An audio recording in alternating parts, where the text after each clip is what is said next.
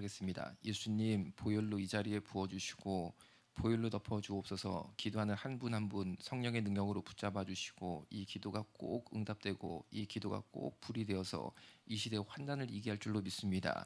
이 시간 성령님 붙잡아 주옵소서. 십자가 뒤에 부족한 사람 숨겨주시고 오직 피로 돌아가신 예수님만 나타나고 증거되게 하여 주옵소서. 예수님의 이름으로 기도드렸습니다. 아멘.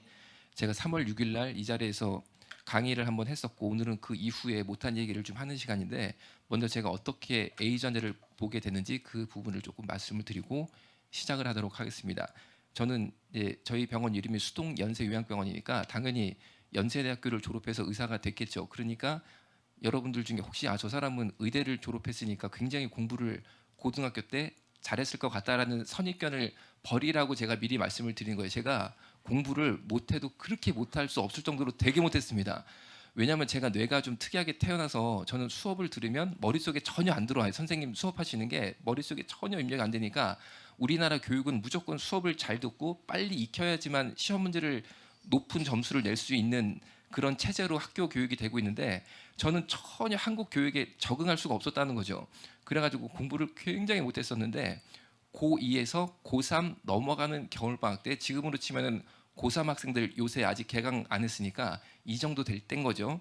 그때 제가 하나님께 기도를 해요. 어떻게 기도했냐면 예수님, 저는 공부도 못하고 실력도 안 되고 머리도 이상해서 전혀 의과대학 갈 성적이 안 되지만 만약에 하나님의 능력으로 제가 의과대학에 가게 되면 의료 선교사로 제 삶을 드리겠습니다라고 서원 기도를 했는데 그리고 이제 고3 3월이 돼가지고 딱 방 배정을 받아서 간 거죠. 가서 아침 점심까지 공부 쫙 하고 옛날에는 야간 자율 학습이라는 게 있었는데 그게 뭐냐면은 저녁을 6시까지 얼른 도시락을 먹은 다음에 6시부터 밤 10시까지 또 그 반에서 그대로 앉아서 공부를 하는 게 있었어요.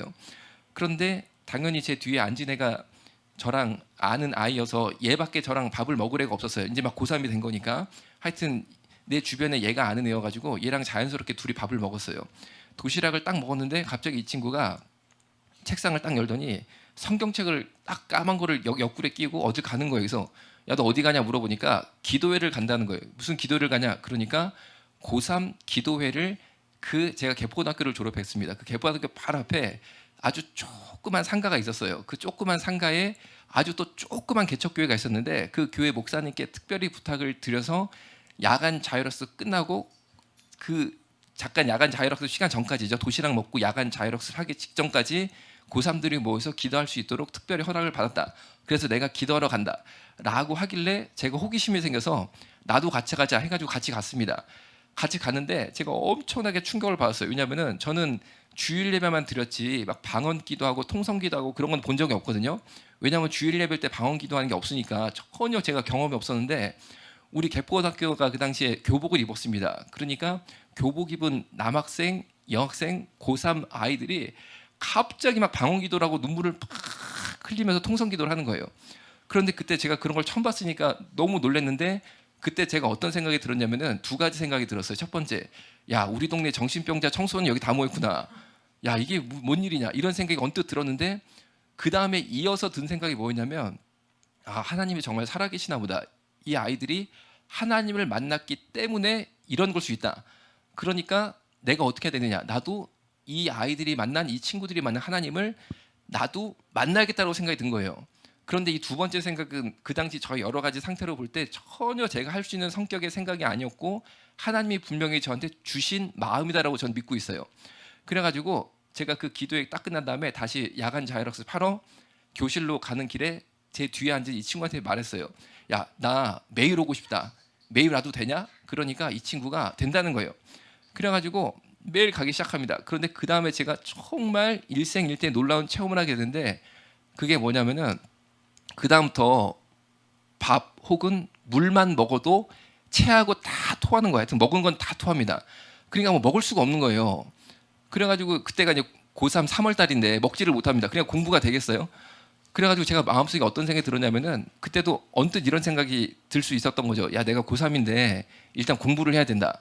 공부를 하고 대학에 입학한 다음에 기도하고 하나님 만나도 되니까 이거는 내가 좀 쉬자. 이런 마음이 들 수도 있었는데 제가 어떤 생각이 들었냐면 이게 마귀가 나한테 역사하는 건가 보다. 내가 기도하고 하나님 만나려고 하니까 마귀가 기도 못하게 하고 하나님 못 만나게 하려고 나한테 역사해서 이렇게 나한테 고난을 주고 자꾸만 먹으면 다 토하게 만드나 보다. 내가 여기서 지면 안 된다. 내가 하나님 만날 때까지 계속 가서 기도해야 된다. 하여튼간에 죽으면 죽으리라. 내가 죽는 한이 있더라도 대학에 떨어지는 한이 있더라도 내가 무조건 하나님 만나겠다 해가지고요, 어떤 영적 각오가 생긴 거죠. 그래가지고 계속 나갔는데 언제까지 밥을 못 먹었냐면은 21일 동안 못 먹었어요. 21일 동안. 그러니까 자동 21일 금식 기도가 됐어요. 그런데 희한하게 21일이 딱 지나니까 그 다음부터는 밥도 들어가고 물도 잘 들어가는데, 제가 그때만 해도 금식 끝난 다음에 보호 식사를 해야 된다는 걸 전혀 몰랐거든요. 그래가지고 20일을 굶은 다음에 그 다음부터 도시락 먹고 뭐 다 먹었어요. 다 먹고. 그래서 전혀 문제가 없었어요. 그 다음부터 공부를 하기 시작했는데, 놀랍게도 그 당시는 모의고사라고 한 달에 한 번씩 전국 고등학생들이 다 똑같은 시험을 풀고 내가 전국에서 몇 등인지 등수까지 찍혀서 나왔습니다. 전국 모의고사를 보는데 그 당시 수능이 200점 만점이었습니다. 그런데 제가 모의고사 볼 때마다 10점 이상씩 점수가 막 올라가는 거예요. 이건 있을 수가 없는 일이에요. 그래가지고 제가 그 개포동에서 전설이 돼버렸어요. 야, 여만섭이라는 애가 있는데 걔는 시험 볼 때마다 10점 넘게 올라간다. 이거는 완전히 막 소문이 그냥 아파트에 쫙 나가지고 여만섭이 누구냐, 이게 완전히 막 제가 전설의 사나이가 됐어요. 그래가지고 나중에는 어떻게 했냐면요, 급기야 제가 전국에서 모의고사 100등 안에 들어가게 됐어요. 그래가지고 담임 선생님이 저만 볼 때마다, 그분이 지구과학 선생님이었는데, 안서봐, 조금만 더해, 우리 1등 되면 KBS 가서 인터뷰한다. 당신은 수석하면은 KBS 나가가지고 담임 선생님하고 학생하고 꼭 인터뷰를 하는 그런 어떤 관습이 있었거든요. 너 좀만 더 한다, 좀만 더 해, 좀만 더 해. 우리 KBS 저 보면 KBS.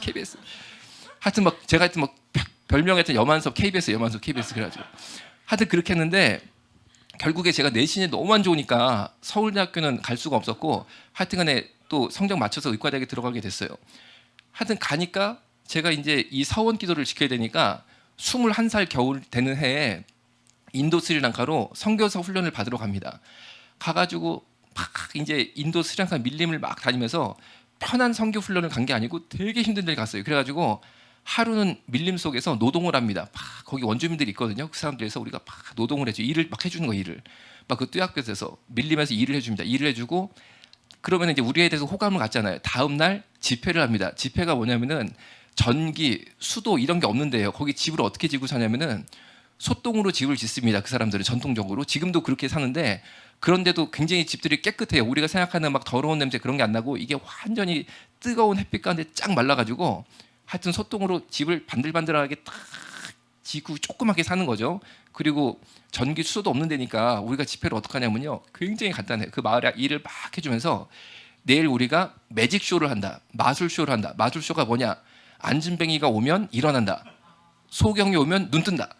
우리가 한국에서 온 마법사들인데 우리가 내일 그걸 보여주겠다. 그러니까 이 사람들이 막 기절을 하는 거예요. 기절을. 병원도 못 가봤는데 또 한국에서 사람들이 막 이렇게 왔는데 이 일을 해줄 뿐 아니라 그런 것도 한다니까 너무 사람들이 막 좋아하는데, 김장 때 쓰는 그 파란색 비닐이 있거든요. 큰 거.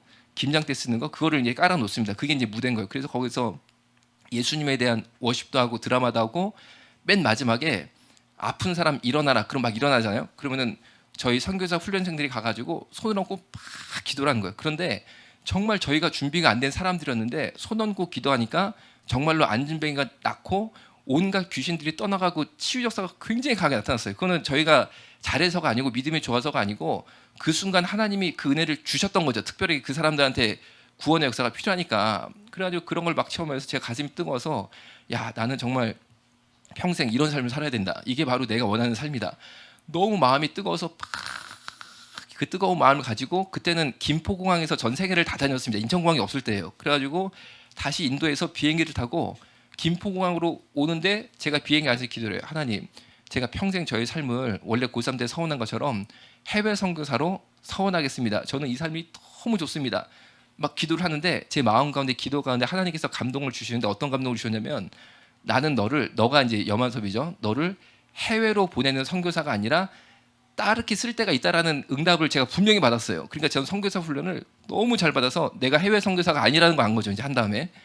그래가지고 나 뭐 하지 이제 막 그런 생각이 들고 한국에 다시 왔습니다. 와가지고 또 열심히 캠퍼스에서 아침마다 기도하고 전도하고 그런 생활을 하다가 이제 세브란스 병원에 가정학의 전공의로 다시 취직을 하게 돼요. 레지던트로 가정을 하게 됐는데, 그걸 딱 하게 되는데 우리 가정의학은 응급실에서 밤에 연락할 일이 없습니다. 보통 우리는 응급 환자를 보는 과가 아니니까 절대 응급실에서 야간에 연락할 일이 없는 과인데 레지던트들 전공의들은 밤에 당직을 씁니다. 이렇게 레지던트 전공의들이 밤에 일하는 곳을 의국이라고 사무실이 있어요. 거기 딱 앉아 있으면 하여튼간에 병동에서 전화가 오기도 하고 응급실에서 전화가 오기도 하고 그런데 우리 과는 응급실에서 전화가 오는 과는 아닌 거죠. 주로 병동 환자들 전화가 오는 거죠. 그래서 그거를 딱 받고 가서 해결을 하면 되는데 응급실에서 전화가 온 거예요. 그래서 그 전화를 딱 받습니다. 전화를 딱 받아가지고 제가 딱 받아보니까 응급실인데 가정의학에 입원할 환자가 있으니까 와달라. 그래가지고 제가 이제 의구심이 드는 거죠. 무슨 일이지? 해가지고 딱 가보니까 말기 암 환자분이 오신 거예요. 그런데 이분이 배가 복수가 꽉 차가지고 올챙이처럼 볼록 나와 있고 눈이 황달 때문에 토랗게 돼 있고 암성 동치 때문에 너무 막 아파하시는 거예요. 그런데 그 당시만 해도 세브란스 병원이 지금처럼 좋은 건물이 아니었거든요. 그때는 정말 어떻게 환자 봤냐면은 이게 좀 창피한 얘기도 있어요. 그런데도 그 당시에는 어쩔 수 없었어요. 어떻게 했냐면은 응급실로 환자가 너무 많이 오니까 정말로 이 복도 있잖아요. 응급실 들어가는 복도에 매트 깔아놓고 환자분들을 그냥 눕혀서 복도에서 환자를 봤습니다. 지금 같으면 상상도 안 되잖아요. 근데 그 당시만 해도 그렇게 환자를 봐서 거의 6.25 야전병원 비슷했어요. 분위기가. 그런데 진짜 이 복도에서 이 안에도 못 들어오고 이 말기 암 환자가 매트 하나 깔아놓고 그냥 거기서 팍 떼굴떼굴 굴르고 있는 거 얼마나 불쌍합니까? 얼마나 안타깝습니까? 그래가지고 그 응급실 전공의 선생한테 여쭤봤어요. 그 전공의 선생님이 환자를 딱 보내는 거예요. 이제 어느 과로 보낼지.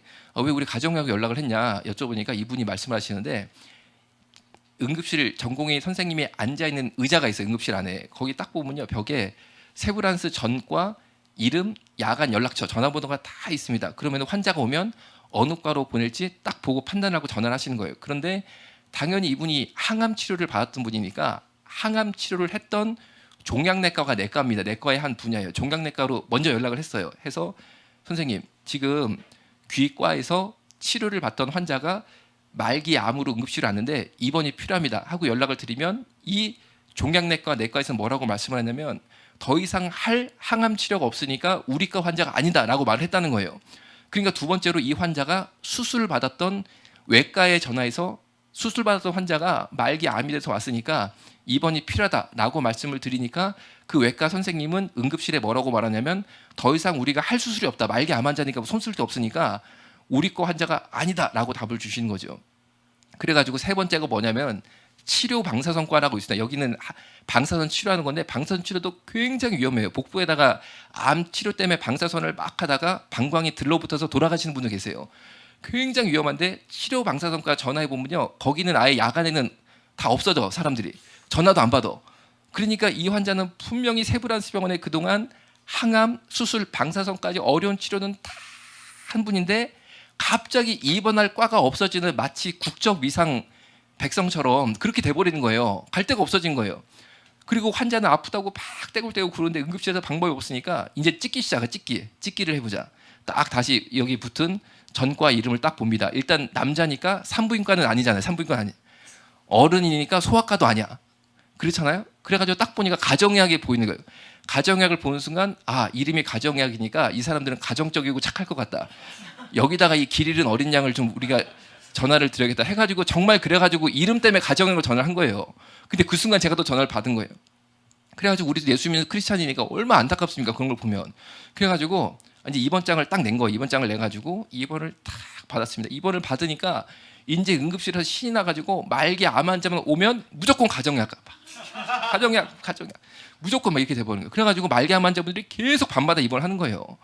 그래가지고 이제 그분 이제 처음 온 환자 있잖아요. 그 복수 파리자분한테 복수천자라고 제일 먼저 복수를 빼야 됩니다. 일단 이게 너무 차니까 막 호흡 곤란이 오니까 배에 물을 빼야 돼요. 그래가지고 바늘을 배에다가 푹 집어넣으니까 물이 5리터가 나요. 물이 5리터. 사람 배에서 물이 5리터가. 그거를 가지고 집에 개었을 때 얼마나 힘들었겠어요. 그리고 몰핀이라고 마약성 진통제 주사를 막 놔드리고 해가지고 암성 통증을 완전히 가라앉히지는 못하지만 조금 숨을 쉴 정도로 이게 상태가 되시면 퇴원을 합니다. 퇴원을 해요. 대학병원은 일주일 이상 입원이 안 돼요. 퇴원을 딱 합니다. 퇴원하면 틀림없이 1주 혹은 2주 뒤에 똑같이 돼서 응급실로 또 오세요. 응급차 타고.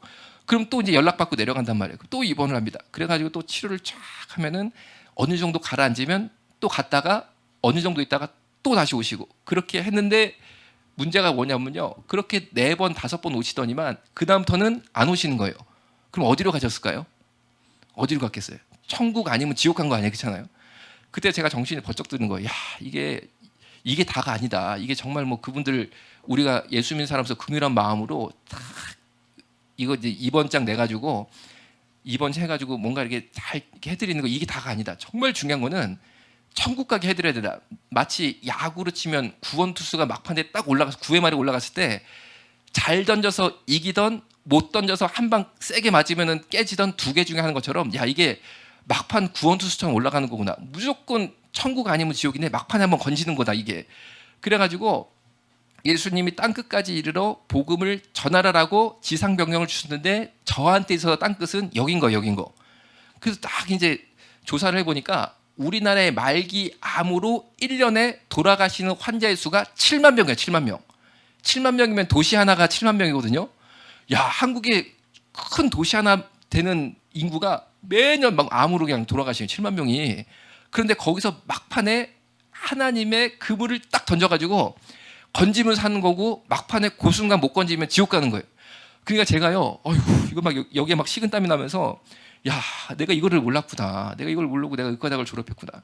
야, 이거다. 이거 진짜 중요한 거다. 해가지고 어떻게든지 이제 여기서 한번 건져야 된다. 해가지고 제가 이제 말기 암 환자를 돌보는 것을 호스피스라고 그러는데 호스피스 전문 의사가 되기로 마음속으로 다 결정을 하는 거예요. 그런데 이 호스피스 전문 의사가 되기로 결정을 하니까 얼마나 편한지. 왜냐면요, 여기는 경쟁이 별로 없습니다. 왜냐하면 돈을 제일 못 버는 의사 중에 하나라 별로 하겠다는 사람 없으니까 제가 하겠다고 그러니까 너무 이거 막 길이 막 열리는 거예요. 이제 막 의사도 성형외과, 피부과 이런 거 서로 하려고 난리인데 호스피스 이거는 이제 돈이 안 되니까 이게 아무나 안 하려고 그러니까 저는 오히려 마음이 편한 거죠. 경쟁을 안 해도 되니까.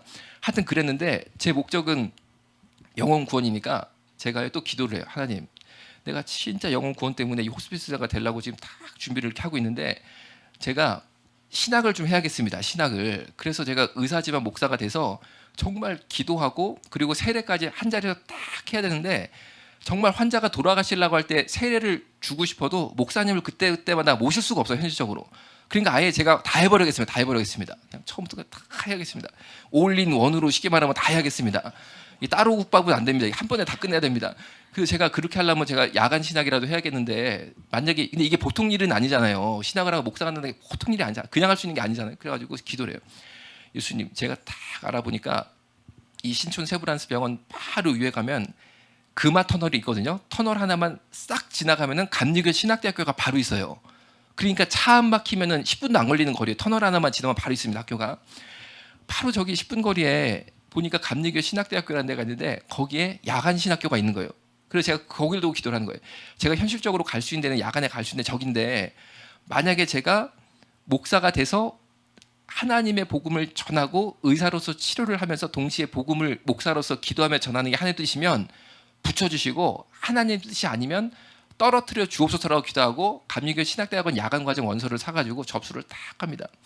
접수를 하니까 감리교 신학대학원 교수님들이 면접을 보는데 다 놀라는 거예요. 감리교 신학대학교에서 말하기를 이 감리교 신학대학교 감신이라고 부릅니다. 이 감신이 우리나라에서 역사가 제일 오래된 신학교라고 스스로는 주장을 하거든요. 또 모르죠. 장로교는 장로교 신학교가 제일 오래됐다고 주장할 수 있겠지만 감신은 어쨌든 그렇게 주장을 해요. 그분들이 깜짝 놀라면서 야, 우리 감신 역사에 레지던트가 지원한 적은 처음이다.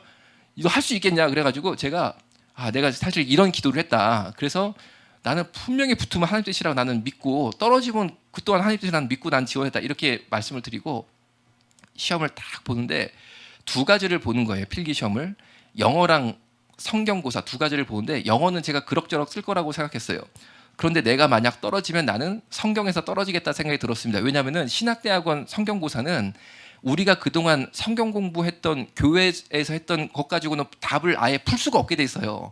굉장히 답 자체 내는 게 전문적이기 때문에 그냥 내가 막연히 성경 공부했던 건 답을 못 씁니다. 그래가지고 내가 떨어지면 성경에서 떨어지겠지 라고 생각이 들어서 성경고사 문제를 딱 2교시 때 받아가지고 펼친 순간 제가 또 태어나서 처음 해본 놀라운 체험을 하는데 제 머릿속에 마치 교회 홈페이지 열리는 것처럼 그간 들었던 목사님 설교, 성경 공부 이게 비디오처럼 다 열리는 거예요. 그래가지고 하여튼간에 막 답을 줄줄 썼는데 다 쓰고 나서 보니까 내가 봐도 내가 붙은 것 같은 거야.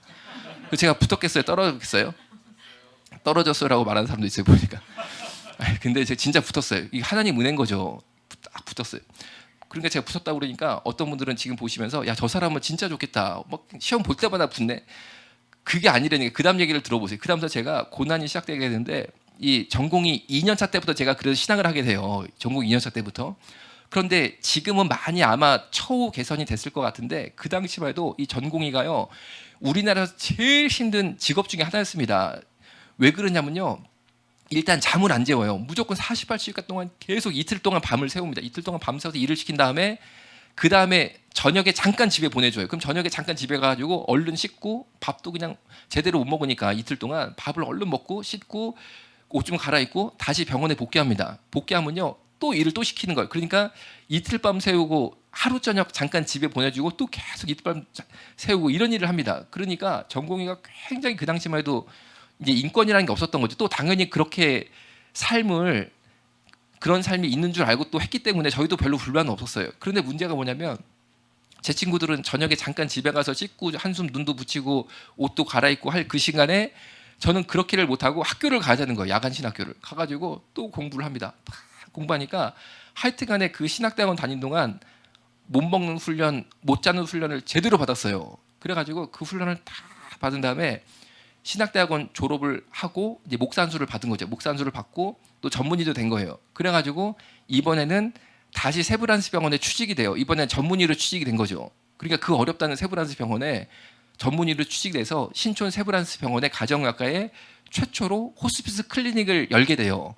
그러니까 당시 세브란스 병원도 호스피스 클리닉이 필요하긴 했는데 저 같은 사람을 찾고 있었던 거죠. 근데 제가 그 공부도 했었고 그리고 목산수도 받았으니까 이 사람 괜찮다 해가지고 그 자리에 처음으로 제가 들어가서 이제 진료를 하게 됐어요. 그래가지고 제가 취직을 해가지고 세브란스 병원에 딱 들어갔는데 야, 이제 드디어 됐다. 이제 완전 내가 여기서 이렇게 하면 되겠다. 완전 이제는 터전이 마련됐다. 하나님이 주신 이 비전대로 내가 한번 가보자 해가지고 얼마 전에 가슴이 벅차든지 세브란스 병원 의사 가운은 긴 게 아니고 이런 양복식으로 하얀색 가운을 입어요. 이거를 딱 입고 그 다음에 이 속에는 한국 기독교 총연합회에서 나오는 목회자 셔츠가 있습니다. 혹시 보였어요? 로만 칼라처럼 이렇게 돼 있는 게 있어요. 목사 셔츠. 내 정체성을 보여줘야 되니까 안에는 그 목사 셔츠를 입고 밖에는 의사 가운을 입고 해가지고 제가 출근을 하니까 제가 이제 당일부터 명물이 되는 거죠. 야, 뭐 이상한 놈이 들어가지고 보니까 의사 같기도 하고 목사 같기도 하고 안에는 목사 셔츠를 입었고 밖에는 우리 전문의 이걸 입었는데 누구냐 막 술렁술렁 될 거 아니에요. 근데 저는 전혀 창피한 게 없었어요. 왜? 나의 이게 정체성이고 내가 하려는 일 정확히 보여주고 있는 거니까. 그래가지고 딱 이제 출근하자마자 야, 오늘 내가 이제 첫 날인데 어떤 환자가 왔나 보자 해가지고 딱 열어보니까 이비인후과에서 환자 의뢰서가 온 거예요. 이비인후과. 그런데 이비인후과 여러분 아신 것처럼 주로 축농증, 코 뚫어주고 이런 데잖아요. 야, 나는 내가 호스피스 클리닉을 오픈하게 되면은 제일 먼저 암 수술을 하는 외과 혹은 항암 치료를 많이 하는 종양내과에서 환자를 의뢰할 줄 알았는데 엉뚱한 게 이비인후과에서 왔네? 이런 생각이 언뜻 드는 거예요. 그래서 야, 하나님 처음 만나긴 영혼이니까 내가 진짜 가서 전도를 제대로 해보자 해가지고 갑니다. 딱 갔는데 이분이 가서 배분 보니까요, 코 뒤에 암이 생긴 거예요. 코 뒤에.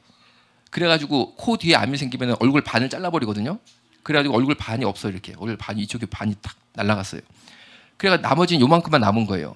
그래서 그 다음에 수술한, 그러니까 여기 수술은 이비인후과에서요. 코 뒤에 암이 있는 거는 여기를 다 들어낸 다음에 그 다음에 어려운 항암 치료도 하고 방사선도 얼굴에다 막 쪼였어요. 방사선 막 쪼입니다. 여기 암이 번지면 안 되니까.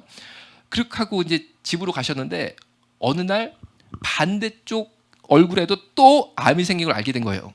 그래가지고 세브란스 병원 오게 되니까 이제는 나머지 얼굴까지 잘라버리면 자동으로 죽는 거죠. 사람이 얼굴이 없으면 죽는 거잖아요. 그러니까 할 게 없는 거예요. 그래가지고 호스피스 클리닉에 이분을 의뢰를 했어요. 그래가지고 제가 그분을 만나게 된 거예요. 만나니까 이 환자가 저를 보자마자 얼마나 욕을 하든지, 이분이 전라도에서 오신 분이었거든요.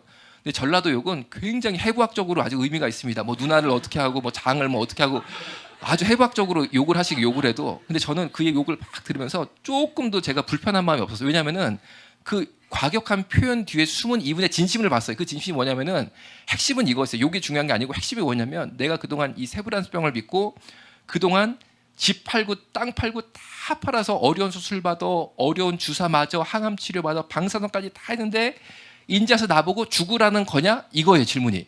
근데 그 말이 맞잖아요, 사실. 그렇잖아요. 맞는 거예요, 생각해 보니까. 그래가지고 제가요 어떻게든지 그분 열심히 기도하고 아주 정성껏 잘 대했어요. 잘했는데 그 다음부터 환자를 만날 때마다 하여튼간에 환자분들이 딱 그렇게 저를 보자마자 막 그 핍박을 하는 거예요. 그래서 제가 깨달았어요. 이 호스피스라는 게 영국에서 처음 시작이 됩니다. 왜냐하면은 영국이 지금은 복음이 많이 흐려졌지만 당시 호스피스가 막 일어날 때만 해도 하나님이 주신 은혜가 충만한 청교도 영성 가운데 호스피스가 나왔어요. 그러니까 사실 영국 사람들 마음은 어떤 게 있었냐면은 만약에 그 교회를 위해서 정말 청교도 신앙 가운데 잘 신앙생활하다가 돌아가신 천국에 가신 목사님, 장로님이 계시면 그분의 묘를 교회 바로 앞에 모셨어요. 바로 보고 있어요. 왜냐하면 이분이 돌아가신 다음에 예수님 옆에서 우리를 위해 기도해 주시는 천사 비슷한 분이 되셔서 우리를 위해 기도해 주실 것이다 라는 부활 소망이 기본으로 깔려 있는 거예요. 호스피스를 하려면. 그런데 한국은 어떻습니까?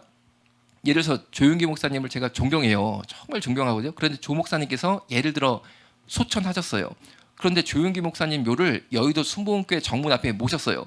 그러면 금요철야 끝나고 달빛이 어슴푸레한데 그 앞을 지나갈 때 성도들이 무섭겠어요? 안 무섭겠어요?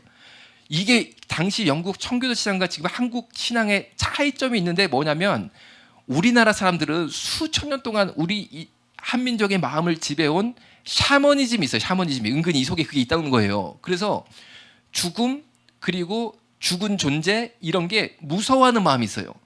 그런데 호스피스가 발생한 당시 영국 문화는 죽음이 두렵지 않고 오히려 죽은 사람이 천사처럼 영적 존재가 돼서 우리를 위해 기도해주는 그런 부활 신앙에 깔려 있었다는 거죠. 그래가지고 한국 사람은 기본적으로 죽는다 이 말을 받아들이지를 못하는 거예요. 근데 우리 호스피스는 이제 죽는다부터 시작하거든요. 그런데 품이 있는 죽음, 죽음 위에 영생을 얻어야 된다 이렇게 가는 거예요. 그러니까 죽는다 이게 너무 싫은 거예요. 너무 일단 기분 나쁜 거예요. 그래가지고 제가 현장에서 환자분들을 계속 만나다가 이게 의학적으로 전 세계적으로 암은 4기까지 있습니다. 1기, 2기, 3기, 4기, 4기 이후는 없어요. 그런데 대한민국만 1기, 2기, 3기, 4기 이후에 5기라는 게 있다. 5기가 뭐냐? 4기 이후라도 5기로 살아야 되는 5기. 그게 우리나라에 있다는 거예요. 우리는 무조건 살아야 돼. 하여튼 죽어도 눈을 못 감는 게 우리나라 문화란 말이에요. 그런데 제가 가가지고 품이 있는 죽음을 맞이하자 우리가 예수 믿고 천국까지 이르니까 이게 안 맞는 거예요. 그래가지고 제가 전략 수정을 해요. 기도하면서 하나님 저는 세브란스 병원이 중요한 게 아닙니다. 나는 이것 때문에 내가 여기 있는 게 아니고 나는 진짜 복음을 전해야 되는데 한 명이라도 건져야 되는데 세브란스 병원은 너무 훌륭한 병원이지만 나랑 안 맞습니다. 나랑 안 맞고 다른 방법이 필요합니다. 기도를 막 하는데 하나님께서 또 응답을 주셔서 요양병원을 하게 하시고 그 제도가 생긴 거예요. 그리고 요양병원은 좋은 게 뭐냐면 장기 입원이 됩니다. 세브란스 병원은 일주일이 생기면 안 되는데 요양병원은 몇 달이고 몇 년이고 상관없는 거예요. 그러니까 거기에서 차근차근 막 관계를 형성해가지고 이게 되는 거예요. 적분이 되는 거예요. 그래가지고 복음을 전하고 이게 되는 거예요. 그래서 내가 요양병원을 개원해야 된다 해가지고 요양병원을 개원하게 되고 그게 바로 이제 구원의 방주인 거죠. 그리고 이름이 이제 수동연세 요양병원. 수동이 우리 지역 이름이 수동이에요. 그리고 연세는 제가 졸업한 학교 이름이 연세였고 수동연세 요양병원을 개원하게 됐는데 이 병원을 개원하니라 제가 빚을 100억을 져요. 그 당시에 100억을 졌는데 그 100억이 아직도 안 줄고 100억 여기 다 100억. 근데 100억을 이구 산 사람 치고 얼굴이 좀 밝아 보이지 않으세요? 예수님께 다 맡기니까 아무 문제가 없다니까. 그래가지고 100억 빚을 탁 지고 이제 병원을 개원하게 됐는데 개원할 때 또 제가 결정적으로 중요한 저한테 인생에 힌트를 준 환자분을 만나게 돼요. 세브란스에서 치료를 하고 있는데 맨날 이제 말기 환자만 보는 거죠. 저는 다 하고 있는데 한 청년이 이제 연결이 된 거예요. 근데 이 청년이 고아로 자랐습니다. 그 당시만 해도 아마 지금도 이런 청년이 있을 수도 있어요. 고아로 자랐는데 정말 길에서 라면 박스 깔고 밤에 잠을 자는 거예요. 건물 복도 이런 데서 뭐 처마 밑에서 라면 박스 깔고 잠을 자고 그리고 이 나이트클럽 전단지 나눠주는 아르바이트를 한 거예요. 어릴 때부터 길에서 막 하면은 알바비로 몇천 원 하루에 받으면 그거로 컵라면 사 먹고 그리고 밤에는 박스 까고 자고 이런 생활을 막 했던 청년이에요. 그런데 이 친구가 20살이 넘어가면서 몸이 되게 아파가지고 병원에 가보니까 고륙종이라고 뼈에 암이 생긴 걸 알게 된 거예요. 그런데 이 고륙종이 굉장히 무섭게 번집니다. 그래서 제가 이 친구를 당시 만났을 때는 다리뼈를 잘라내가지고 한쪽 다리는 못 써요. 이미 한쪽 다리가 이제 잘라서 없어요. 그래가지고 나머지 이 고륙종 암이 다른 쪽 엉덩이, 폐 이런 데로 막 전이가 되니까 더 이상 손쓸 게 없어서 호스피스 클리닉을 온 거예요. 그 친구 사는 모습을 가만히 얘기를 들어보니까 이렇게 사는 거예요. 청국장을 먹으면 암을 이길 수 있다. 이런 말을 어디서 들어서 청국장을 이 청년이 사 먹는데 하루 3끼 청국장만 먹어요. 그러니까 암을 이기고자 하는 의지는 있는 거죠. 그런데 그 당시에 청국장이 식당에 가면 6,000원에 팔았어요. 6,000원에. 그 당시가 언제냐면요. 2017년도, 18년도 뭐 그때쯤이에요. 아니 2007년도, 8년도 그 정도예요. 그러니까 10년도 훨씬 전이죠. 그러니까 한 끼에 6,000원짜리 청국장을 3끼 사 먹으니까 18,000원이죠. 그 다음에 등산을 하면 암을 이길 수 있다. 이 얘기를 들어서 지하철을 타고 북한산 도봉산을 다닙니다. 그러면 왔다 갔다 2,000원이니까 2만 원이잖아요. 그럼 잠은 어디서 자냐? 쪽방촌이라는 게 그 당시에 있었어요. 지금도 있을 수도 있어요. 쪽방촌이 뭐냐면은 이런 건물에 베니어판만 쫙쫙쫙 돼가지고 창문도 없이 칸막이 하나를 5,000원에 빌려줍니다. 5,000원에 빌려주면 거기서 잠만 자는 거죠. 햇빛도 없는 데서. 그 다음에 이제 그 5,000원짜리 쪽방촌에서 밤에 돌아가면은 그 암성 통증과 그 힘든 외로움, 고독 이거 가운데 막 힘들어하다가 아침이 되면 또 살아야 되니까 청국장 그릇 사 먹고 북한산 가가지고 나름대로 이 산을 등산을 산책을 하고 이런 삶을 사는 거예요. 그러니까 제가 거기 깨달은 거예요. 아직도 우리나라에 이런 분들이 계시구나. 그러면은 나는 이런 분들을 다 끄집어내서 구원하는 이 도구로 내가 쓰임 받으면 되겠다. 이 아이디어가 팍 든 거예요. 그럼 어떻게 하면 되냐? 제일 좋은 시설에 제일 좋은 식사를 주면서 2만 원만 받으면 다 오겠다. 어차피 내가 혼자 살아도 2만 5천 원 든다니까 기본으로. 그런데 2만 원에 제일 좋은 치료, 제일 좋은 식사를 하면 하여튼간에 쪽방에 숨어있는 지하실에 숨어있는 독거 암 환자들은 다 오나겠다 해가지고 병원 개원할 때 그런 목표 의식을 가지고 기도하면서 개원을 해서 정말 저희 병원이 그래서 2008년 3월에 개원하거든요. 그런데 그 당시에 2만 원으로 정한 게 아직까지 깨지지 않고 2만 원이 계속. 그러니까 예수님 다시 오실 그날 때까지 2만 원 지키게 해달라는 게 제 중요 기도 제목 중에 하는 거죠. 근데 그동안 물가가 엄청나게 올랐잖아요. 그래도 2만 원 깨진 적이 없어요. 그렇다고 제가 어디서 후원 받느냐? 후원 받은 거 요만큼 넣었어요. 요만큼 넣었어요. 그런데도 하나님이 다 해결해 주시고 여기까지 오게 된 거예요. 그래가지고 말기 암 환자 구원의 방주 이걸 탁 띄워가지고 하니까 정말 막 전국에서 환자들이 계속 오는 계속 어려운 형편에 있는 암 환자들 막 지하실에 있던 분들 쪽방촌에 있는 분들 다 와가지고 그분들 엄청나게 구원하겠어 엄청나게. 그래가지고 주일 예배도 당연히 있죠 드리는데 성가대도 아마누 성가대를 만들어가지고 막 돌아갔을 때까지 찬양하고 막 그렇게 했는데 거기서 저는 이제 제가 할 일을 다 했다고 생각해요. 이렇게만 하면 된다라고 생각했어요. 그런데 절대 거기서 끝난 게 아니었어요. 제가 21살 때 선교사 훈련 받으러 갔을 때 비행기 안에서 너를 쓸 때가 있다라고 하나님이 저를 해외 선교사가 아니라 다른 데 쓸 때가 있다라고 응답을 주셨다라고 말씀드렸는데 지금 돌이켜 생각해 보니까 저는 해외 선교사가 아니고 사회 선교사로 부르심을 받은 사회 선교사로. 그래가지고 말기 암 환자분들을 팍 전도하고 이거를 하는데 갑자기 어느 날 진료서가 하나 왔는데 딱 보니까 에이즈 환자인 거예요. 에이즈 환자. 그런데 호스피스가 서구에서는 말기 암만 아니고 에이즈까지 같이 합니다. 왜냐하면 서양 사회 에이즈 환자가 너무 많다 보니까 말기 에이즈 환자까지도 호스피스 클리닉에 같이 진료를 하고 있는 영역 중에 하나예요. 그러니까 제가 공부는 다 돼 있었어요. 공부는 돼 있었는데 사실 에이즈 호스피스라는 것 자체가 대학병원도 안 하고 있었어요. 전혀 그런 분야에 대해서는 누구도 생각하지 않을 때였어요. 그래가지고 진료를 딱 봤는데 에이즈 환자? 나는 말기 암 환자분들을 대상으로 복음을 전하는 그런 사명인데 에이즈는 내가 전혀 생각을 안 해봤는데 했는데도 어쨌든 기도를 해야 되니까 기도를 하게 됩니다. 그 진료를 자꾸 기도를 하는데 하나님께서 마음에 감동을 주시는데 분명히 그 환자분을 저희 병원에 모시고 복음을 전하라라는 감동이 너무 분명했어요. 그래가지고 그 감동에 순종해서 제가 얘기를 합니다. 먼저 아내한테 얘기했어요. 응답받자마자 여보 우리 병원이 에이즈 환자를 봐야 돼. 하나님이 나한테 응답하셨어. 그러니까 우리 아내가 난리가 난 거예요. 당신 에이즈 환자 보다가 에이즈 걸려서 오면 어떡하라고 그러냐고 막 애도 어린데 그럴 수 있는 거 아니잖아요. 그럴 수 있는 거잖아요. 근데 저는 전혀 두렵지 않은 게 내가 주님의 앞에서 순종하다가 에이즈 걸려 죽으면 순교하는 거잖아요. 순교하는 거. 그게 얼마나 감사합니까? 순교하는 게. 그게 전혀 저한테는 이게 의미 있게 오지 않았어요. 다음날 출근해서 직원들을 탁 모아놓고 제가 얘기했어요. 야, 내가 어제 기도를 해보니까 우리 병원이 에이즈 환자를 봐야 된다. 직원들이 다 얼굴이 노랗게 되더니만 다 반대.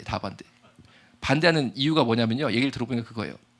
원장님 빚도 많으신데 에이즈 환자 여기 들어오면은 다른 환자가 다 도망갑니다. 다 도망가면 원장님 한 달에도 은행에 이자 못 내시면 그 달로 신용불량자 되시는데 그걸 하시려고 그러시냐고 이 얘기를 팍 하는 거예요. 근데 제가 그 얘기를 딱 듣는 순간 제가 조금도 그런가? 내가 신용불량자 되면 안 되지? 이 생각이 안 들고 마음이 너무 평안하면서 제가 이렇게 말했어요. 나는 절대 신용불량자가 될 일이 없다. 그러니까 직원들이 왜 그러시냐는 거예요. 왜 그렇게 생각하시냐. 자, 생각을 해봐라. 내가 기도 응답을 받아서 영혼 구원을 하자고 A전자를 받았는데 신용불량자가 된다. 생각해봐라. 신용불량자가 준 말로 뭐냐? 신불자다. 신불자.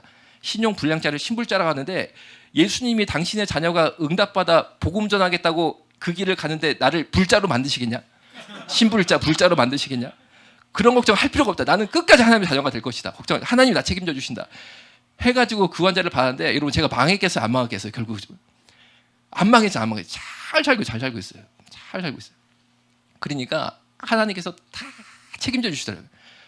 하여튼 그래가지고 그 환자 한 분을 딱 보면서 제가 어떤 생각이 들었냐면 이 환자를 하나님이 너무 사랑하셔서 꼭 구원을 하나님께서 이루셔야 되니까 응답을 주시고 우리 병원에 보내셨나 보다라고 생각했는데 그게 아니었던 거예요. 갈 곳 없는 A전자분이 갈 곳이 생겼다라는 것이 소문이 나면서 전국에 있는 A전자분들이 계속 그 다음부터 오기 시작합니다. 그래서 제가 지금까지 A전자를 진료한 횟수가 7만 번이 넘게 돼요. 어마어마하게 많은 A전자를 보게 된 거죠. 그래가지고 정말 제가 A전자를 보다 보니까 동성애 문제를 보게 된 거예요. 동성애 문제를. 이 A전자 와보니까 하여튼 100% 남자 동성애자, 100% 남자 동성애자. 여자 환자분들도 간혹 오시거든요. 그런데 여자 환자분들은 어떻게 오신 거냐면요. 제가 한 가지만 설명을 드릴게요. 한 여자 A전자가 진료서를 보내셨어요. 그런데 당연히 여자가 A제 걸렸으니까 율락여성이나 성매매 업소에 종사하는 여성이 아닐까라고 제가 아무래도 편견이 좀 생겼을 거 아닙니까? 그렇잖아요. 그런데 놀랍게도 저희 병원에 입원하셨던 여자 A전자 중에 율락여성은 단 한 명도 없었고 대부분 남편 혹은 남자친구 애인한테 에이즈가 옮은 불쌍한 여인들이었어요. 한 가지만 설명드리면 이 여성도 결혼을 해서 임신을 하게 되니까 너무 기쁜 마음에 산부인과에 가서 검사를 받았는데 산부인과 검사상 이 산모 애기 엄마가 에이즈라고 판명이 됩니다. 그러니까 산부인과 원장님이 깜짝 놀라서 진료실에서 애기 엄마한테 애기 엄마 에이즈 환자도 알고 있었냐? 그러니까 이 애기 엄마는 전혀 에이즈 걸릴 행동을 한 적이 없거든요. 그러니까 너무 깜짝 놀라가지고 남편한테 그 자리에서 전화를 해요. 덜덜 떨면서 여보 나 지금 산부인과인데 나보고 에이즈래. 나 어떡해? 라고 말하는 순간 이 남편이 핸드폰 번호를 바꾸고 도망을 갑니다. 알고 보니까 이 남편이 동성애자이고 에이즈 환자였는데 본인의 에이즈를 숨기고 결혼해서 자기 아내를 에이즈로 만들었다는 거예요. 그런데 그뿐 아니라 더 놀라운 사실은 산모가 에이즈 산모면 태어나는 아기가 주산기 감염이라고 해서 에이즈 아기로 태어날 확률이 상당히 높습니다. 어떻게 자기 뱃속의 애까지도 에이즈로 만들려고 했는지가 저는 그 당시에 전혀 이해가 되지 않았는데 정말 어떻게 이런 일이 있을까 싶어가지고 사이트를 팍 찾아보니까 심지어 서구 사회는 이렇게 동성애자들의 본인의 성적 지향을 숨기고 사회적인 평판을 유지할 목적으로 이성애자처럼 보일 목적으로 정말 불쌍한 여자들을 다 결혼을 해가지고 이렇게 에이즈도 옮기고 이렇게 사는 사람들을 일명 클로짓 게이라는 단어까지 있더라고요. 클로짓이 벽장이라는 뜻이잖아요. 벽장 속의 게이라는 뜻이거죠. 자신의 게이의 삶을 벽장 속에 숨겨놓고 이중 생활을 하는 결혼 생활을 하는 이런 게이들을 클로짓 게이라고 하는데 이 클로짓 게이들 때문에 피해 입은 여성들의 사이트까지 있어요. 미국에는. 너무 여자들이 피해를 받는 사람이 많으니까 자기들 이 사이트를 막 열어가지고 자신의 고충들, 애로사항들 이거를 서로 나누는 장소까지 있는 거예요. 야 정말 이런 일이 있구나. 주로 이제 그런 여성들이 왔다는 거죠. 그리고 거의 뭐 100% 남자 동성애자고 이런 불쌍한 에이즈 걸린 여자들도 근본으로 돌아가면은 남자 동성애자끼리 에이즈 걸린 게 이렇게 여자들한테 올맞은 거죠. 그러니까 결국 이거는 동성애 문제다 하고 그리고 이분들이 어떻게 인생의 말로가 정말 불행하게 된지를 너무 보게 되니까 제가 이 얘기를 할 수밖에 없게 된 거예요. 이 얘기를 막 할 수밖에 없게 된 거죠. 그래가지고 이렇게 이 자리까지도 제가 3월 6일에서 두 번째 하는데 3월 6일 강의를 못 들으신 분들은 꼭 뒤로 가서 들어보시기를 부탁을 드리겠습니다. 자, 그래가지고 3월 6일 강의하고 오늘 두 번째인데 저번에 못한 거 얘기를 하면은 이제 시간이 맞을 것 같아요. 이제 파워포인트 좀 열어주세요. 그래서 이 한국 사회가 현재 동성애 때문에 한국 교회가 KU 일보 직전까지 왔다라는 거죠. 그런데 왜 이렇게 동성애 단체가 강력한 힘을 보유하게 되느냐? 절대 이 동성애 단체가 순수한 인권 단체가 아니다라는 거죠. 통합진보당이 해산 결정이 됐었는데 통합진보당이 해산된 거는 당연한 이야기였습니다. 왜냐하면 통합진보당의 국회의원 이석기 의원이 통합진보당 당원들을 모아놓은 다음에 가스총을 조립해서 보유하고 있다가 김정은의 명령에 따라서 대한민국 기관시설을 타격하고 접수한 이후에 북한 인민군이 38선을 뚫고 내려오면 이 접수한 기관시설을 인문에게 다 넘기자라는 이상한 계획을 짜다가 적발이 돼서 통합진보당은 해산이 되고 이석기 의원은 현재 수원 감옥에 갇혀 계세요. 당연한 결정이었는데 통합진보당이 해산되자마자 동성애자 인권연대는 통합진보당 해산 결정을 규탄한다라고 성명서를 내면서 노란이 줄 대한민국의 에이즈한테 동성애자가 일제히 성명에 가담했는데 주요 내용이 맨 위에 빨간 줄입니다. 통합진보당 3만 당원이랑 우리는 끝까지 함께하겠다라고 통합진보당 최후의 호위무사 세력을 자처한 게 바로 동성애 단체였다라는 거죠. 우리나라는 사상의 자유가 있어서 공산주의를 해도 자유고 우리나라 공산주의자들이 매년 합법적인 공산주의 대회를 열고 있는데 그게 바로 막시즘 대회예요. 그런데 이 공산주의 대회의 주요 주제가 보시는 것처럼 동성애라는 것이고 왜 성소수자 인권연대가 통합진보당 최후의 호위 무사 세력을 자처했냐 설명을 드리면 당시 통합진보당이 해산 결정된 당시에 통합진보당의 위원장 정민석 씨가 성소수자 인권연대의 직전 대표였어요. 그러니까 사실 통합진보당 세력과 성소수자 세력은 그간 정치 결사체로 한국 근대사에 활동을 했었고 이렇게 공산주의 단체까지도 동성애 단체와 깊게 연결돼 있다라고 말씀드릴 수 있는데 노동자연대는 우리나라 공산주의자들 기관 잡지입니다. 우리나라 공산주의자들 기관 잡지인 노동자연대의 성소수자 인권연대 운영위원장이 대표란 뜻이에요. 곽희경 씨가 그를 기관 것을 본다 하더라도 마르크스주의 관점에서 성소수자 해방운동을 한다. 즉 대한민국 성소수자 인권운동은 분명히 공산주의를 기반으로 하고 있다라고 동성애 단체 대표 또한 동일하게 말을 하고 있다라는 거죠. 숨겨진 사실이 아니라는 거예요. 그리고 우리나라 공산주의대 포스터인데 주요 주제가 6개밖에 없는데 그중에 당당하게 성소수자 해방운동과 마르크스주의 우리나라의 성소수자 해방운동은 분명히 공산주의를 기반으로 하고 있다는 것을 떳떳이 밝히고 있다는 거죠. 그리고 성경은 분명히 동성애를 죄로 정의하고 하나님은 동성애를 가증히 여긴다는 것이 분명히 성경 전반에 흐르고 있는데 하나님은 동성애를 인정하셨고 따라서 차별금지법을 만들어야 한다라는 주장을 펼치는 일부 기독교 교회가 있고 그 가장 대표적인 교회가 향린교회입니다. 그래서 향린교회는 보시는 것처럼 하나님과 만난 동성애라는 예배까지 드리고 있는데 그러면 이 향린교회의 정체가 뭐냐? 김정은 위원장님의 서울 방문을 환영하는 위인맞이 환영단 공개 세미나. 왜 위인인가? 왜 우리는 김정은 위원장님을 위인으로 보게 되었는가?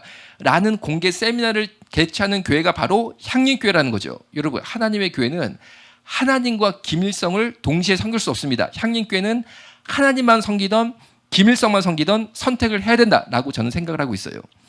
2015년 연말에 광화문 일대에 있었던 민중 총궐기대회죠. 촛불 시위죠. 그런데 이 촛불 시위 때 성소수자들은 보시는 것처럼 성소수자 권리대로 촛불 사이에 섞여서 광화문 일대에서 주먹 펀치를 한국 사회에 날려보자 라는 각오로 뭉쳤었는데 당시 이렇게 본인들의 요구사항을 적어서 나왔습니다. 그런데 시간 관계상 제가 의료계에 있으니까 의료계에 대한 동성애자들의 불만 한 가지만 말씀드리면 네모난 박스죠. 서울시립보라매병원 에이즈 감염인 차별진로 논란. 서울시립보라매병원이 에이즈 환자를 굉장히 차별을 많이 해서 화가 나서 촛불 사이로 섞여들어서 광화문 일대에 성소수자 권리대가 열렸고 한번 한국 사회를 부셔보자라고 주먹을 쥐고 나왔다. 당시 시민 모습 보여드리면 정경버스 부수고 초록색 옷을 입은 남성은 보시는 것처럼 정경버스에 딱 붙더니만 밑에 사진을 보니까 정경버스 주유구에 불을 붙였어요. 저 불이 예수님 은혜로 꺼졌길래 망정이지 저 불이 연료통까지 들어갔다면 이 버스는 폭발했을 것이고 정경 수십 명은 불에 타 죽었습니다. 그러면 정경 수십 명을 태워 죽여서라도 이루고 말겠다는 서울시립보라매병원 에이즈 감염인 차별진료 논란이 뭐냐 이런 거였어요. 당시 동성애 에이즈 환자 한 분이 사랑니가 썩어서 보라매병원 치과에 가서 사랑니를 잘 뺐습니다. 그런데 뭐가 불만이었냐? 사랑니를 빼니까 피가 줄줄 나오는데 그 피에는 에이즈 바이러스가 계속 나오는 거예요. 그런데 만약에 이 에이즈 바이러스와 에이즈 피가 그냥 치과 침대에 떨어지게 되면 그 다음에 이 치과 침대에 살대고 치료받을 일반인들은 기분이 좋진 않겠죠. 이것을 예방할 목적으로 이 침대에 비닐을 댑니다. 그래서 비닐류로 피가 떨어지고 비닐만 걷어내면 침대가 깨끗했어요. 이게 불만이라고 다죽이자고 광화문 일대에 집결을 해서 이런 시위를 했다는 거죠. 이게 무슨 말입니까? 당시 이런 뜻이었어요. 감히 너희 일반인들이 우리 동성애 에이즈 환자님 진찰받는데 건방지게 뿌시럭대게 비닐대 다 죽어봐 이거였어요. 이것이 무엇을 말합니까? 여러분 B형 간염, C형 간염 환우분들도 사랑니 발치할 때 피가 떨어지고 바이러스가 떨어지니까 침대 비닐 대지만 누구도 불만을 표현하지 않아요. 유독 동성애자들만 이런 불만을 표하는데 이것이 바로 동성애 에이즈 환자들이 현재 대한민국에 귀족화됐다라는 것을 보여주고 있다라는 거죠. 동성애는 좋은 것이다 라는 철학을 완성한 두 명의 프랑스 학자가 있는데 그중에 한 명을 미셸 푸코입니다. 홍석천 씨하고 많이 닮았죠.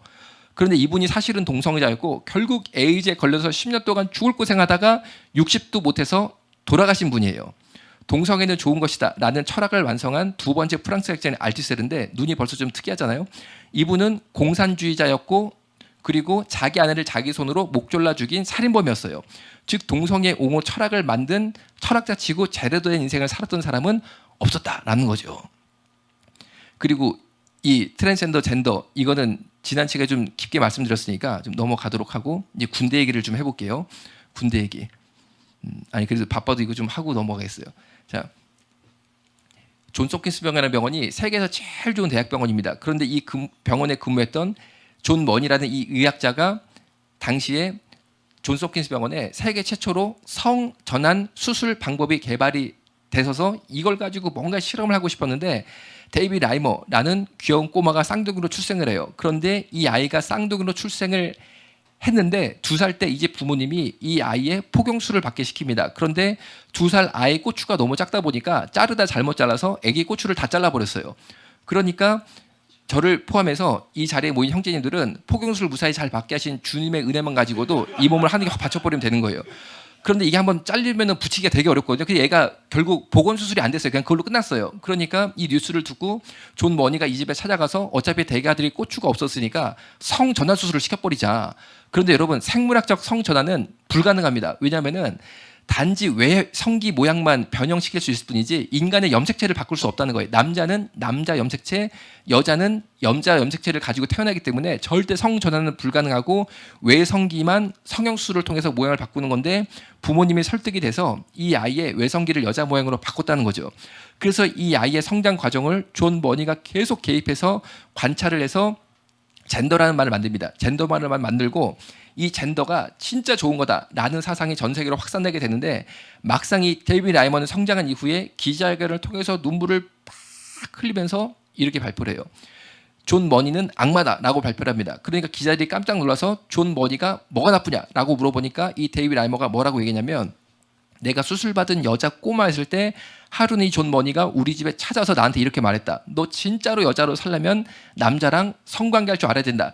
라고 하면서 포르노를 틀어주고 데이비드 라이머 이 아이는 당연히 여자 역할을 했고 남자 꼬마를 데리고 와서 남자 역할을 해서 두 꼬마가 포르노를 보고 성시습을 따라했는데 남자 역할한 아이가 누구였냐면 이 데이비드 라이머의 쌍둥이 형이었어요. 그러니까 형제끼리 성시습을 하게 된 거죠. 그래서 그때는 너무 어렸기 때문에 그게 뭔지 몰라서 이 존 머니가 시킨 대로 따라했지만 성장한 이후 이게 얼마나 무서운 일인지 알아서 이 데이비드 라이머는 38살 되는 애 총으로 머리 쏘고 자살합니다. 그리고 동생에게 성시습 남자 역할을 했던 형 데이비드 브라이언은 동생 죽기 2년 전에 약 먹고 죽어버려요. 두 아들이 죽은 다음에 이 집 부모님은 기자회견을 통해서 우리 아들 둘이 죽은 것은 존 머니의 악마적인 실험 때문에 죽었다라고 말을 했지만 그래봤자 죽은 아들들이 돌아오지도 않을 뿐더러 이 존 머니의 젠더 실험은 처참하게 실패를 하게 됐지만 정치권에서 이거를 받아서 현재 한국 법에도 젠더가 탑재되고 노력하고 그리고 계속 교육에도 젠더 교육이 실행되는 나쁜 결과를 낳게 됐다라는 건데 이제 군대 얘기를 보여드리면 딱 이제 시간 맞을 것 같아요. 현재 북한 핵의 위기 속에는 한국 군대 모습이 어떠냐 이제 보여드릴게요. 저 무지개 육각형 사이트가 동성애 사이트 기호입니다. 그 동성애 사이트에 군인, 동성애자 글들을 몇 가지를 정리를 해봤어요. 15사단 나랑 학문 선교할 동성애자 나와라. 클릭해보니까 엉덩이 한군 다 보여주면서 나랑 동성애자 이 사람이 바로 한국 군인입니다. 그리고 네모반에서 동성애 했다라고 자랑 사진가 올려있는데 이 사진의 네모난 박스는 제가 찍은 거고 원본 사진은 다 올로출로 다 보여요. 이 친구가 누군지 얼굴까지 다 보이지만 이거를 가린 이유는 이 친구한테 한 번 더 기회를 주고 싶은 거죠. 초급 간부도 동성애자라고 요청글을 올리고 있고 장교도 부사관도 삼성장구 운전병도 사령부도 동성애 하려고 다들 너무 애를 쓰고 계신데 심지어 밀리터리 게이 파티까지 열고 있어요. 밀리터리 게이 파티는 군대 내 군인 동성애자 성파티인데 북한 핵의 위기 속에 있는 한국 군대가 군대 내 군인 동성애자 성파티까지 해서야 되겠습니까? 그런데 이 친구들이 이렇게 과감하게 이런 잔치를 여는 이유가 밑에 보시면 군대 내 군인 동성애자 성파티를 하는데 공동 주최하는 대한민국 국회의원 5분이 계신 거예요. 그러니까 저 의원님들을 믿고 이런 행사를 벌이고 있다. 이런 모습을 봤을 때 우리나라를 지켜주는 것은 군대가 아니고 하나님밖에 안 계시다라고 저는 분명히 믿게 됐어요. 심지어 군형법 92조 없애라 라고 대모를 해주고 있는데 군형법 92조 이게 뭐냐면은 군대 안에서 남자 군인 둘이 학문으로 성관계를 하면 처벌하는 법입니다. 여러분 군대 안에서 군인 둘이 학문으로 성관계하면 됩니까 안 됩니까?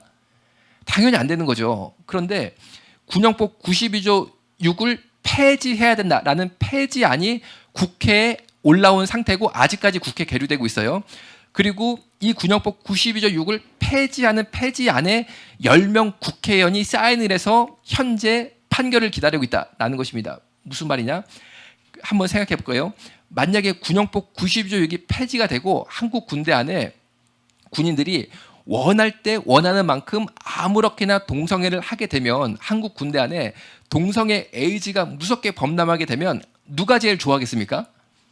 북한이 제일 좋아하겠죠. 북한의 돼지 3부자 중에 막내 돼지가 제일 좋아하겠죠. 북한의 막내 돼지가 제일 좋아할 만한 일을 이렇게 한국의 국회의원들이 앞장서서 해줄 뿐 아니라 어떤 단체가 나와서 데모까지 해서 도와주고 있습니다. 어떤 단체입니까? 노동자들로 돼 있고 노동자 연대는 아까 제가 말씀드린 대한민국의 공산주의자들이에요. 대한민국의 공산주의자들이 이렇게 앞장서고 있다. 이것은 무엇을 말하느냐? 자, 누군가는 이 사람들 맞은편에서 군형법 92조를 지켜야 된다라는 기도와 목소리를 분명히 내야지만 한국 사회를 복음을 지킬 수 있는 때에 우리가 살고 있다라는 거죠. 자, 이제 제가 2, 3분 남아서 말씀을 드릴게요. 자, 그래서 우리가 열심히 투쟁을 해야 되는데 정말 여러분께 부탁을 드리는 것은 일단 제가 기도 제목을 나눌게요. 1분 동안. 그리고 마치면 될 것 같아요. 제가 현재 소송 걸린 것만 3개입니다. 3개. 3개고 그 3개 중에 하나는 지난주 수요일부터 재판이 시작이 됐어요. 제가 이 동성애를 어떻게 이제 한국 사회에서 이거를 몰아내야 되지 보니까 하여튼간에 열심히 기도하면서 영적인 투쟁을 하고 있는데 정말 이 소송은 제 인생에서 피할 수가 없는 어떤 그런 부분인데 하나는 시작됐고 2개가 이제 또 기다리고 있어요. 그러니까 저는 이순신 장군이 왕한테 그렇게 말하잖아요. 야, 이순신 장군, 네가 저 왜군들은 배가 삼척청인데 네가 어떻게 싸우려고 그래? 그때 이순신 장군 이렇게 말합니다. 폐하, 저에게는 아직 12척의 배가 있나이다. 저는 어떤 심정이냐면요. 주님, 저에게는 아직 12개의 소송이 남았나이다. 이제 이런 심정이에요. 그런데 여러분, 제가 소송에서 무조건 이겨야 됩니다. 이겨야 됩니다.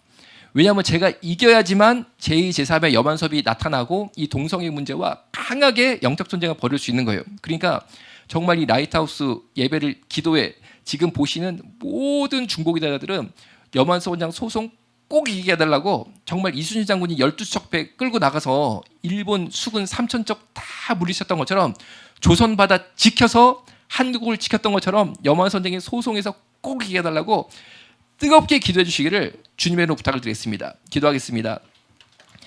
살아계신 아버지 하나님 감사합니다. 예수님, 예수님을 믿고 사는 것이 가장 행복하고 가장 복이 된 줄로 믿습니다. 예수님, 이 한국 사회가 동성애 문제로 인해서 몸살을 앓고 정말로 깊은 병 가운데 시작이 되고 있는데 예수님, 이 동성애 문제를 성령의 능력으로 한국의 크리스찬들이 이겨낼 수 있기를 원합니다. 성령을 부어주시고 보혈의 능력을 부어주셔서 꼭 이 동성애와의 영적 전쟁에 승리하게 하여 주옵소서. 예수님의 이름으로 기도드렸습니다. 아멘.